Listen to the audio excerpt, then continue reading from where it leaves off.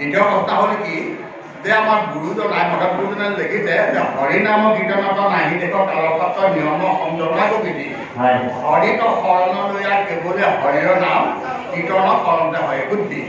যদি হৰিনাম লৈ আমি কীৰ্তন কৰোঁতে শুদ্ধ হয় তেতিয়াহ'লে আমাক এই 3 বছৰ বা ইমান আমাৰ তাকে নিয়ম কানুনৰ প্ৰয়োজন কি অকল কখন বৰ সুন্দৰ কথা বৰ সিদ্ধান্ত কথা দিছে বাপে যে গুৰুজনাই ভাগৱত 12টা স্কন্ধৰ ভিতৰত দশম স্কন্ধটো কিয় বেছিকৈ গুৰুত্ব দিলে উলিয়াই দিছে বেছিকৈ গুৰুত্ব এনেতো 12টা স্কন্ধ মানে গুৰুজনাই দশম স্কন্ধটো এক্সট্ৰা বেলেগকৈ সুকীয়াকৈ কীৰ্তন দশম ভোকা ৰত্নাৱলী 4 পুথি এই 4খন বেদ হয়।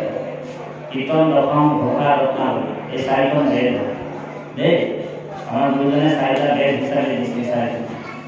তাৰপিছতে বৰ উত্তম কথাটো দশম স্কন্ধটোতে ভগৱন্তৰ যিমান জন্ম কৰ্ম লীলা ৰহস্য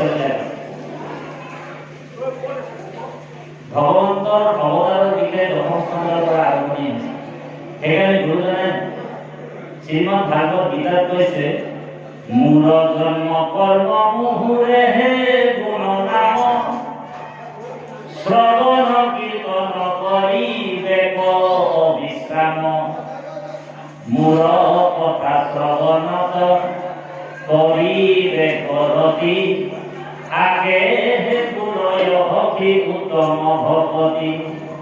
ভগৱানে কৈছে দশম স্কন্ধৰ যিটো জন্ম কৰ্ম লীলা ৰহস্য সকলোসকলে দশম স্কন্ধৰ যি ঈশ্বৰৰ গুণনাম জন্ম কৰ্ম লীলা ৰহস্য পঢ়িব ঈশ্বৰৰ বিষয়ে ভালকৈ জানিব আৰু ঈশ্বৰৰ বিষয়ে ভালকৈ জানিলে ভকতৰ ভক্তিটো উত্তম ভক্তি হয়। সেইকাৰণে উত্তম ভক্তিৰ কাৰণে মহাপুৰুষ গুৰুসকলে মহাপুৰুষ গুৰুজনাই আমাৰ দশম স্কন্ধটো আমাক উলিয়াই আনি দিছে যাতে জীৱবিলাক উত্তম ভক্তিৰ যোগেদি ভগৱন্তৰ পৰম পদ বৈকুণ্ঠ পাব পাৰে। সেইকাৰণে দশম স্কন্ধটো গুৰুজনাই আমাৰ উলিয়াই আনিছে।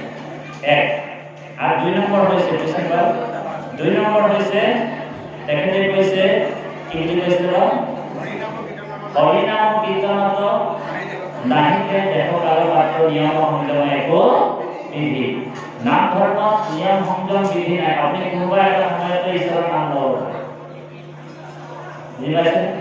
আপুনি যদি লেট্ৰিনতো সোমাই আছে তাতো ঈশ্বৰৰ নাম ল'লে আপোনাৰ অপৰাধ নহয় কাৰণ নামটো বা কৃষ্ণ হৰণটো সেইটো কোনোবা এটা সময়তে ল'ব পাৰি। কিন্তু গুৰু পৰম্পৰা আৰু সংবিধান আৰু প্ৰণালীৰ যোগেদি আপুনি মই এতিয়া ঈশ্বৰক ভজি আছে। এইটো এটা প্ৰণালী, সংবিধান আৰু দূৰ পৰম্পৰাত আমি ঈশ্বৰক ভজি আছোঁ। নীতি নৈমিত্তিক নিয়ম সংযম বিধিৰে আমি ঈশ্বৰক ভজি আছোঁ।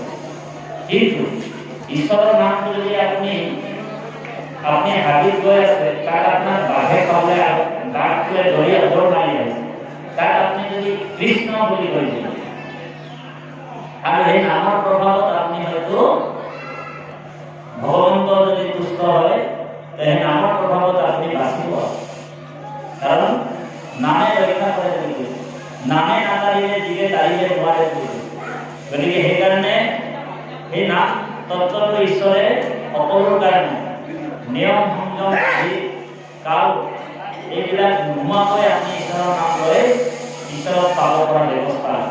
যেনেকৈ দ্ৰৌপদী যেতিয়া ঈশ্বৰ কৃষ্ণৰ শৰণ লৈছিলে, তেতিয়া দ্ৰৌপদী শৰণ যেতিয়া দ্ৰৌপদী ৰজস্ব লাভ হৈ আছে, অসুবিধা আছে আৰু অসুবিধাৰ কাৰণে তেওঁ ঈশ্বৰক ভক্তি কৰিছিল আৰু ঈশ্বৰে তেতিয়াই তেওঁ শৰণ দিছিলে আৰু বস্ত্ৰৰূপে ভগৱন্ত দ্ৰৌপদীৰ বস্ত্ৰ হয় তেওঁ লজ্জাই নেলাগিছিল, হয়নে?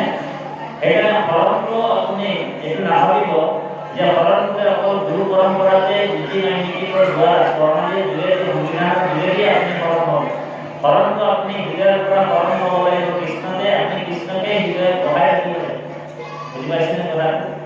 ঈশ্বৰ কৃষ্ণ যদি আপুনি বহাই ৰাখিছে, কৃষ্ণ যদি আপুনি এৰা নাই, সকলো সময়তে কৃষ্ণৰ নাম স্মৰণ কৰি আছে, নবিধ ভক্তি আছে, শ্ৰৱণম কীৰ্তনম বিষ্ণু স্মৰণম অৰ্চনম বন্দনম দাস্য হাইক্য আত্মনিবেদনম ইতি কুমা সামিত বিষ্ণু ভক্তি চ নবলৈক্ষণ ভক্তি নলৈক্ষণ শ্ৰেষ্ঠ ভক্তি।